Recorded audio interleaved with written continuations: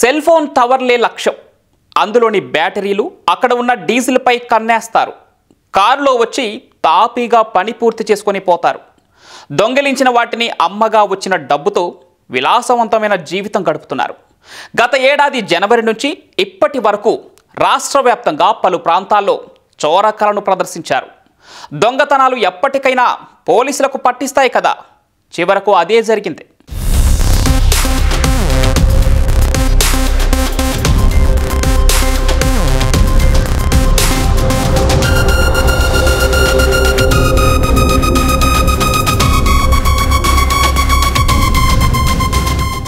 Cell టవర్లే లక్ష్యంగా బ్యాటరీలు, diesel చోరీలకు పాల్పడుతున్న అంతర్రాష్ట్ర ముఠాను సిద్దిపేట సీసీఎస్ తోగుట పోలీసులు అరెస్టు చేశారు. వారి వద్ద నుంచి 18 బ్యాటరీలు, 3 లక్షల రూపాయల నగదు, 2 ఆటోలు, ఓ కారు, ద్విచక్ర వాహనం స్వాధీనం చేసుకుని నిందితులను రిమాండ్కు తరలించారు. 2 ఏళ్లుగా సిద్దిపేట జిల్లాలో 16 దొంగతనాలు రాచకొండ, జగిత్యాల, సూర్యాపేట, యాదాద్రి భువనగిరి, వరంగల్, జనగాం, మహబూబాబాద్ జిల్లాల పరిధిలో 33 వరుస దొంగతనాలకు 5 సభ్యుల ముఠా పాల్పడింది.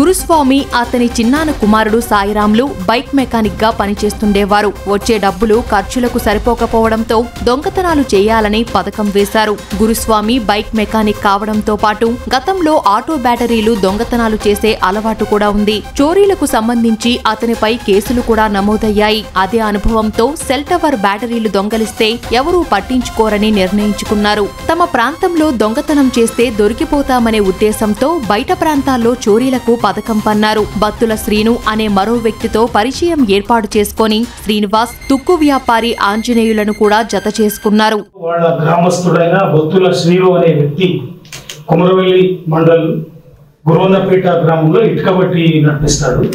ఆ ఇటుకబట్టిలో పని చేయడానికి కూలీలు కావాలంటే ఈయన ఈ గురుస్వామి, ఈ సాయిరాం వీళ్ళు అక్కడి నుంచి కూలీలను అప్పుడప్పుడు తీసుకొచ్చి ఆయనకి సప్లై చేస్తూ ఉంటారు. ఆ క్రమంలో వాళ్ళు ఈ ఏరియా అంతా పరిచయం అయింది.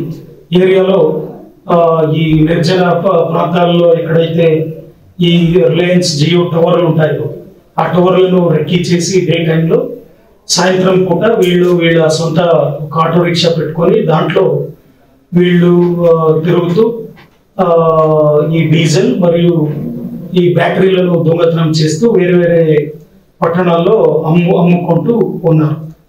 సిద్దిపేట జిల్లాలో బ్యాటరీ, డీజిల్ దొంగతనం చేస్తే అమ్మడానికి సులువుగా ఉంటుందని భావించిన గురుస్వామి, సాయిరాం పగటిపూట రెక్కి నిర్వహించేవారు. నిర్మానుష్య ప్రాంతాల్లోని టవర్లు గుర్తించి రాత్రి సమయంలో దొంగతనాలు చేసేవారు. కొన్ని చోరీల తర్వాత పంపకాల విషయంలో ఇద్దరికీ గొడవ జరిగింది.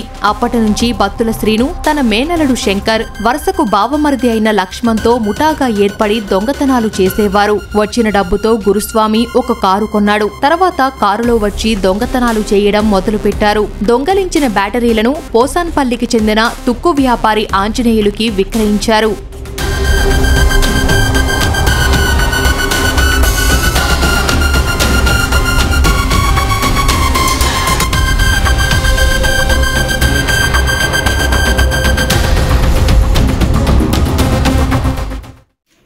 ఈ 11 మంది ఈ ముఠాగా ఏర్పాటయ్యి వీళ్ళు సిద్దిపేట జిల్లాలో వేరే వేరే చోట్ల, తర్వాత అదేవిధంగా ఇంకా చాలా జిల్లాలలో ఈ రిలయన్స్ జియో ఈ టవర్లకు సంబంధించిన బ్యాటరీలు, తర్వాత ఆ టవర్ పనిచేయడానికి పెట్టిన ఆ ఫ్యూయల్ డీజిల్ని కూడా దొంగతనం చేసుకుంటూ ఆ దొంగ సొమ్మును వివిధ ప్రాంతాల్లో అమ్మి వాళ్ళు డబ్బులు సంపాదిస్తూ ఉన్నారు.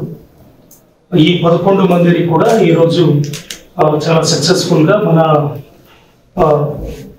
సిసిఎస్ సిద్దిపేట అధికారులు, సిబ్బంది మరియు మన తోగుట గజ్వేల్ డివిజన్ తోగుట సర్కిల్ అధికారులు, సిబ్బంది అందరూ కలిసి వాళ్ళు సమన్వయంతో పనిచేసి వీళ్ళని పట్టుకోవడం జరిగింది. దొంగలించిన డీజిల్ మొత్తాన్ని గురువన్నపేటకు చెందిన బండారు శ్రీనివాస్కి నిందితులు విక్రయించారు. రాష్ట్ర వ్యాప్తంగా 49 ప్రాంతాల్లో ఈ ముఠా చోరీలకు పాల్పడింది. వరుస చోరీలతో పోలీసులు ప్రత్యేక బృందాలుగా ఏర్పడి దర్యాప్తు ముమ్మరం చేశారు. వాహన తనిఖీల్లో తోగుట గ్రామ పరిధిలోని బతుకమ్మ కుంట వద్ద నిందితులను పట్టుకున్నారు.